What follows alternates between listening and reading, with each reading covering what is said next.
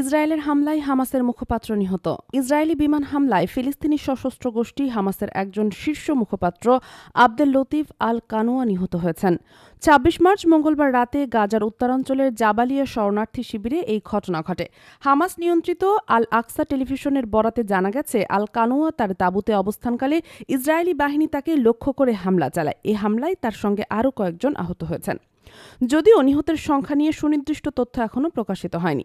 Israeli সামরিক বাহিনী এই হামলায় দায় স্বীকার করেছে এবং বলেছে যে তারা হামাসের একজন গুরুত্বপূর্ণ নেতাকে নিশানা করেছে। গাজার স্বাস্থ্য মন্ত্রণালয় জানিয়েছে, ১৮ মার্চ থেকে ইসরায়েলি বাহিনী গাজায় ব্যাপক হামলা পুনরায় শুরু করার পর থেকে এই পর্যন্ত ৮৩০ জনের বেশি ফিলিস্তিনি নিহত হয়েছেন। এর মধ্যে আল কানুয়ার মৃত্যুকে হামাসের জন্য একটি বড় ধাক্কা হিসেবে দেখা হচ্ছে। হামাসের পক্ষ থেকে বলা হয়েছে, এই হামলা ইসরায়েলের ভয়ঙ্কর আগ্রাসনের অংশ এবং তারা এর জন্য প্রতিশোধ নেবে। আল কানুয়া দীর্ঘদিন ধরে হামাসের সামরিক শাখা আল কাসাম ব্রিগেডের মুখপাত্র হিসেবে কাজ করছিলেন এবং গোষ্ঠীটির বিভিন্ন অভিযানের তথ্য প্রচারে গুরুত্বপূর্ণ ভূমিকা পালন করছিলেন। ইসরায়েলি সামরিক মুখপাত্র জানিয়েছেন, আমরা হামাসের সন্ত্রাসী কার্যকলাপের বিরুদ্ধে লড়াই করছি। আল কানুয়া ছিলেন একজন গুরুত্বপূর্ণ লক্ষ্য, যিনি গত ৭ অক্টোবর ২০২৩-এর হামলার পর থেকে গোষ্ঠীটির প্রচারণায় নেতৃত্ব দিচ্ছিলেন। ২০২৩ সালের ওই হামলায় হামাস ১২০০ ইসরায়েলি নাগরিককে হত্যা করে এবং ২৫০ জনের বেশি জিম্মি করে, যার ফলে ইসরায়েল গাজায় ব্যাপক সামরিক অভিযান শুরু করে।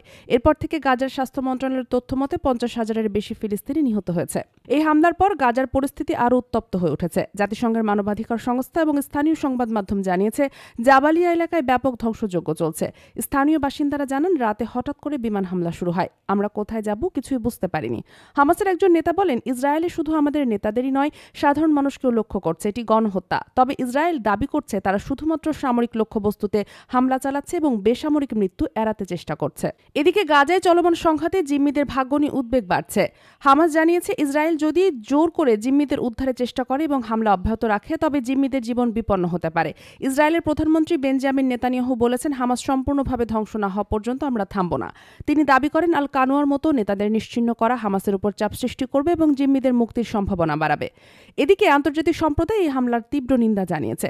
জাতিসংঘের মহাসচিবের মুখপাত্র ফারহান হক বলেন, গাজায় বেসামরিক নাগরিকদের মৃত্যুতে আমরা গভীরভাবে শঙ্কিত।